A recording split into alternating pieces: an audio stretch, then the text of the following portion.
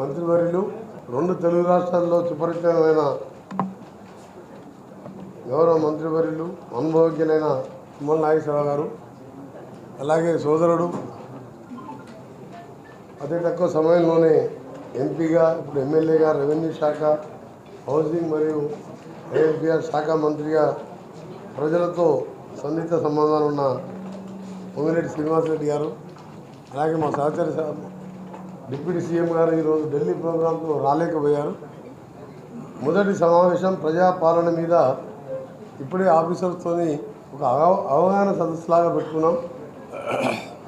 ఈ నెల 28 నుంచి 6వ తారీఖు వరకు జరిగే గ్రామ సభలలో మేము ఇచ్చిన 6 గ్యారంటీలతో అభయహస్తం పేరుతో ఆ కార్యక్రమాల్లో బెనిఫిషియర్ని సెలెక్ట్ చేయడం కానీ, వాళ్ళ అప్లికేషన్ ఆహ్వానించి ఆ తర్వాత స్ట్రీమ్లైన్ చేసుకుంటూ దాన్ని అమలుపరిచే దిశగా మా ప్రభుత్వం ముందుకు పోవాలని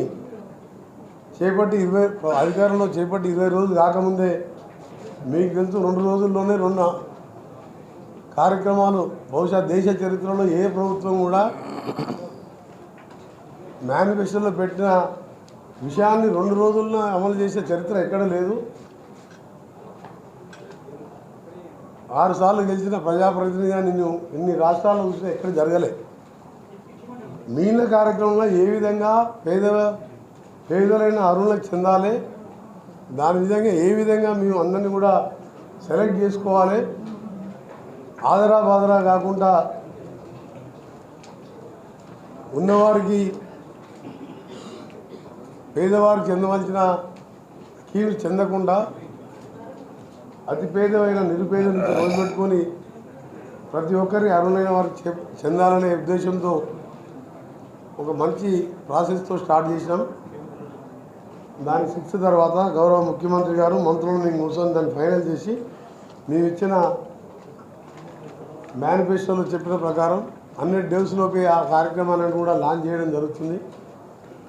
లాంచ్ చేయడంతో పాటు విధ్వంసమైన తెలంగాణని గాడిలో పెడుతూ ఏ డిపార్ట్మెంట్ చూసినా నష్టాల బారినే ఉన్నది. 1000 కోట్లలో, మామూలు కోట్లలో కాదు.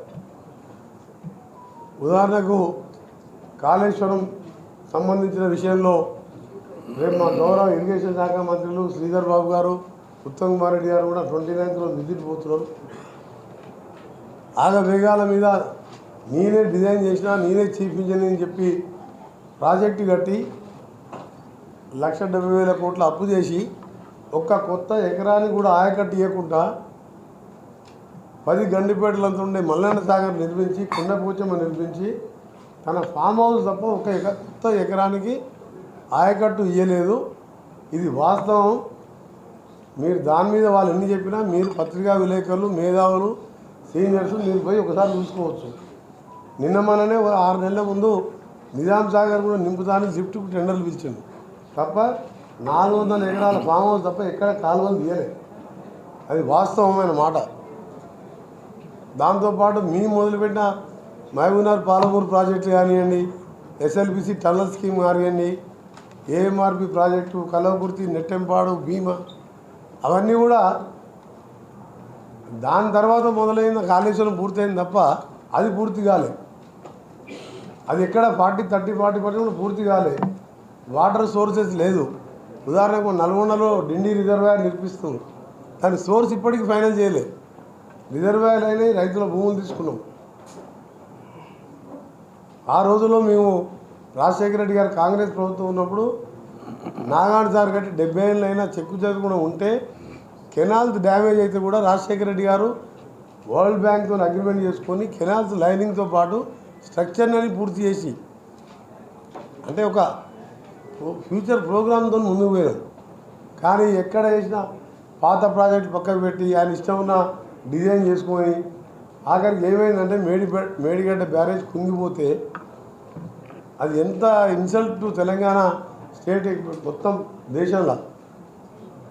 దాంట్లో కొందరు అధికారులు చెప్పాను ఇది విధ్వంస చర్య అని చెప్పాను. విధ్వంస చర్య అయితే ఎవరన్నా నక్సలైట్లు కానీ ఎవరైనా చేస్తే బాంబులు పెట్టినా అది బ్యారేజ్ పైకి లేచిపోతుంది తప్ప నీళ్ళలో కుంగిపోదు. అలా కలబల్లి మాటలు చెప్తే దాని మీద డీటెయిల్గా ఇరిగేషన్ అలా సీఎం గారు రివ్యూ చేస్తున్నారు. దాని మీద కూడా తప్పకుండా చర్యలు తీసుకుంటాం.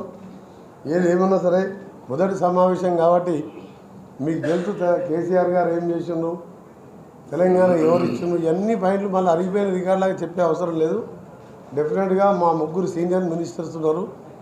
ఇన్ఛార్జ్ మినిస్టర్గా గౌరవ ముఖ్యమంత్రి గారు పక్క జిల్లా అయిన అంతో ఎంతో ఖమ్మం జిల్లా కూడా నాకు కొద్దిగా అవగాహన ఉంది 30 సంవత్సరాలుగా.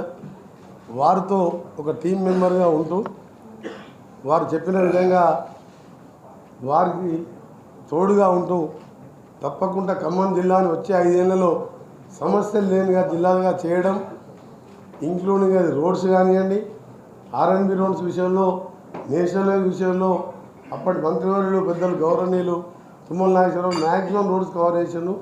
మిగిలిపోయిన రోడ్స్ కానివ్వండి, ఇక్కడున్న బైపాస్ రోడ్ కానివ్వండి, ఇక్కడున్న ఇంకా ఎక్కడన్నా ఆర్ఎన్బి రోడ్స్ డబుల్ రోడ్గా మార్చడం, మండలం టు మండలం పంచాయతీ రోడ్స్ని కూడా ఆర్ఎన్బికి టేక్ ఓవర్ చేసి తండాలలో రోడ్లు వేసే కార్యక్రమం కానీ అది నా డిపార్ట్మెంట్ పరంగా అత్యధిక ప్రాధాన్యత ఇస్తూ మినిస్టర్ల సలహా మేరకు ఇక్కడున్న సీనియర్ రిపోర్టర్స్ మీరు కూడా అడ్వైజ్ ఇవ్వండి. డెఫినెట్గా ఏదో మీద చూసి ఒక 4 రోడ్లు వేయగానే అభివృద్ధి జరిగిపోదు. పేదవానికి సొంత ఇల్లు ఉన్నప్పుడు ఆత్మగౌరవం, నా ఇంట్లో నేను ఉంటున్నానని